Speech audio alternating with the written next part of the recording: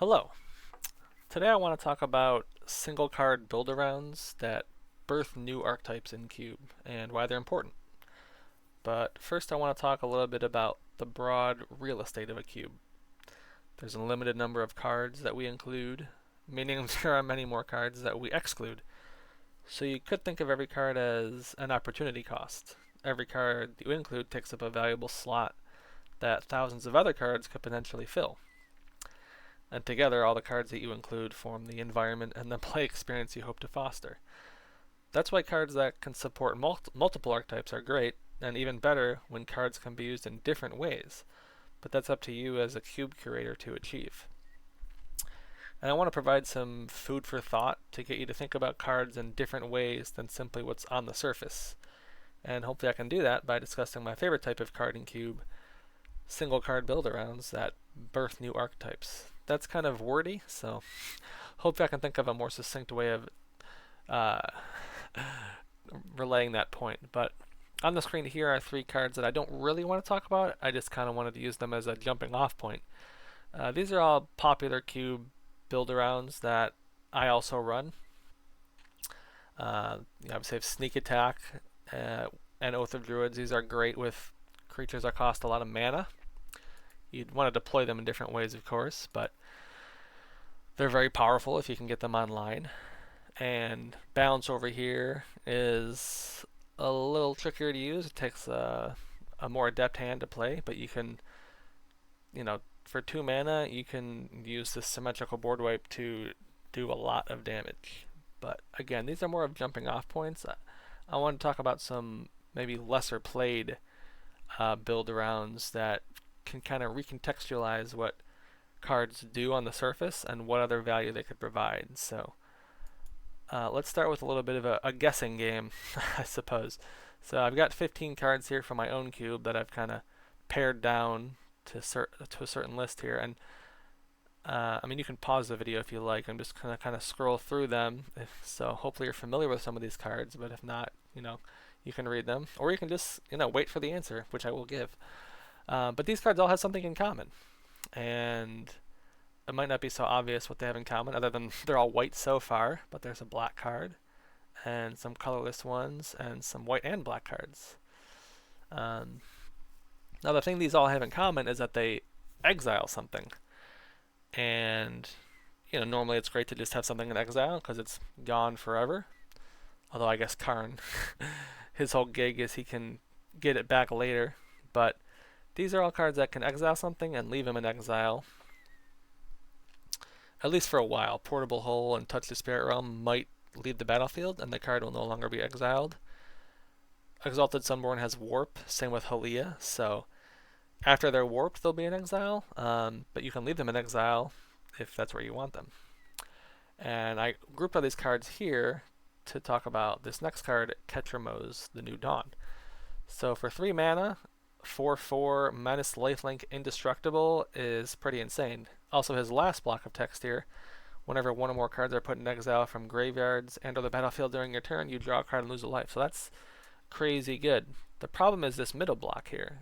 He can't attack, well, I don't know if it's a he or a she or whatever, but Ketramose can't attack or block unless there are 7 or more cards in exile. And now going back to this tab here, these are only the white and black cards. There are other cards, that I run that can exile things permanently. You have cards with Delve, for example, or Flashback. Tons of other cards, but I think if you're considering, maybe adding a card like Ketramose, you'd want to make sure that since it's already 2 colors, you're not relying on someone being able to add a 3rd color to the mix. So these are just, the cards that are in his colors, so to speak, that could permanently exile. And I don't run Ketramose because this just doesn't seem like enough fuel to, get 7 cards exiled reliably. Now it can sit on the battlefield and generate some value with this last trigger here, but if you're paying 3 mana to hopefully get some card draw, and you're not realistically going to hit 7 cards in exile, that's probably not great. Now notably, it doesn't have to just be your cards. Your opponent could be helping you out too if they're incidentally exiling cards. But again, that's not something I would rely on. So But what's nice about this card is it kind of recontextualizes things because now you're going to be looking for cards that exile. Whereas a lot of these cards might not go in the same deck, and you wouldn't want to necessarily cram them all into the same deck just for Ketchumos, because this payoff's good, but it's not going to win the game on the spot. So, but it's just something to think about, kind of recontextualize what these cards do, and maybe in the future, if I naturally add some more cards that permanently exile things in these colors, then it's be worth looking at Ketchumos again. Also, there's this other group of cards here that can exile something, but it only exiles them temporarily, so they won't really remain in exile. I guess you could kind of cheese, being able to attack with him, and then that card might come into play at the end of the turn, and he won't be able to attack or block anymore, but these will trigger his last ability, so you could get some additional card draw off these. Another reason that I wouldn't add Ketchumos is because, as you might have noticed, the bulk of these are in white, so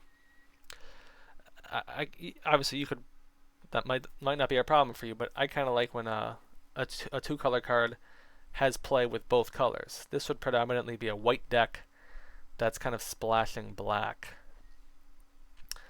Or like I said earlier, maybe it's a three-color deck that's splashing black just to get Ketchumos in. But yeah, moving on from him, I want to talk about Up the Beanstalk. Now this is a card that I do run. For 2 mana, it draws a card when it enters, and whenever you cast a spell with mana value 5 or greater, you draw a card. And that might sound like a tricky payoff to get in cube when you have 20 life, and depending on the power level of your cube, games might be ending pretty quickly. So why would you play this? But in my cube, I have 57 cards out of 360 that are 5 or more mana. And crucially, a lot of them can be cast for less mana or even no mana. So, Exalted Sunborn again has Warp. We talked about that card earlier. I'll kind of skim over the ones that don't have ways to be cast for cheaper, but obviously these are all strong cards in their own right that could go in decks. You got Stormwing Entity. This could be cast for 2 mana. Kappa Cannoneer has Improvise, so he could be cast for a discount. Murktide Regent has Delve. Obviously Force of Will, that needs no introduction. This Town Ain't Big Enough could be cast for 2 mana if you want to target your own spell. You could even target Up the Beanstalk to cast it again to get another trigger, because remember, when it enters, you get to draw a card. But you might already be kind of winning if you're able to waste a bunch of mana on that. And I guess I don't have to go into all these. I'll just kind of scroll through them. But the point is, there's a bevy of different cards that are 5 mana that you could cast for less, and end up drawing quite a few cards. And most importantly, these are the ones in green, since that's Up in the Beanstalk's color. But yeah, also some green cards that can be cast for much less: Become Immense, Thrasta. Technically X spells could be cast for 5 or more. And then some artifacts here, and maybe some of these wouldn't really go in a Up the Beanstalk deck, since there are a bunch of colors and some of them don't even have green. But even if you exclude some of them for being unrealistic targets, you still got plenty of options for Beanstalk to get you some cards. So that one's interesting. Kind of again, recontextualizes what these cards do. They're all kind of maybe some of them are related, but a lot of them are doing different things. But you could get a bunch of card draw from this card if you're able to cram as many of these in your deck without forcing it, I suppose. And then onto a card that I don't run, but I've always loved, and it's just a nice sweeper in red, 3 damage to every creature, and if a creature would die this turn, you exile it. So it is symmetrical, but for only 3 mana to hit every creature for 3, and creatures that would die or exiled, is pretty powerful. Now the way you would build around this is, obviously you could build with no creatures, or more interestingly, you could build with creatures that have 4 or more toughness. But one big reason I don't run this card is there's just not enough targets. 35 might seem like a lot, but most of them are a lot of mana. So you're talking about most of the cards in here are going to be kind of your bombs, maybe your late game spells, or your reanimator targets, or tinker targets, or other cards that you're kind of cheating into play without paying for them. Now for this, I only grabbed cards that were 2 colors or less and at least had a red in them, or they're monocolored. We do have a couple of red cards here. Maybe you could realistically pair this with some white cards here. You got 3 cards that are less than 5 mana, and another one at 5 mana that have enough toughness to survive. Maybe green is probably the premier color. You've got quite a few, at least in my cube. Obviously, there's many creatures throughout Magic's history, so you could curate your own environment where there's, it's you could make, power up Anger of the Gods by putting more red cards that are maybe 3 or 4 mana that can survive it. Also, you could put indestructible creatures. Hazoret's indestructible, so you could deal as much damage as you want, and it won't die. But again, just kind of, looking at, cards in a different way. You wouldn't think that you could build around how much toughness each of your creatures have. You're typically going to be looking at, their creature types, or what their, main block says. Like, Vaultborn Tyrant here wants you to cast other creatures that have power 4 or greater. So that's pretty on the surface and pretty obvious. Nothing about Anger of the Gods tells you need 4 toughness or more to survive, so it's just more of a, think about cards in a different way, I guess. So yeah, and then moving on to the last example, this is a card that I do run, and this one's kind of obvious when you read it, but it does recontextualize the other cards in your cube. So this one, when it enters, you get to look at the top 10 cards, and for each color pair, you can choose a card from that pair and add it to your hand. So this could potentially draw you, well, theoretically, it could draw you 10 cards, but that's never going to happen.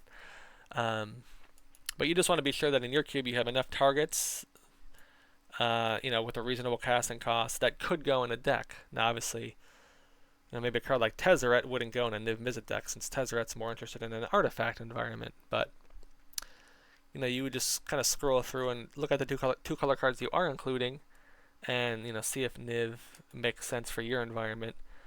This is just instead of building a deck that has blue and red and maybe some blue and red cards, you could instead build a deck that has a bunch of 2 color cards, and obviously you want to draft a bunch of lands, and then get Niv out to refill your hand. You can get 3 or 4 draws potentially, and it's a 6/6 flyer for 5, so you're getting a lot of value if you can achieve this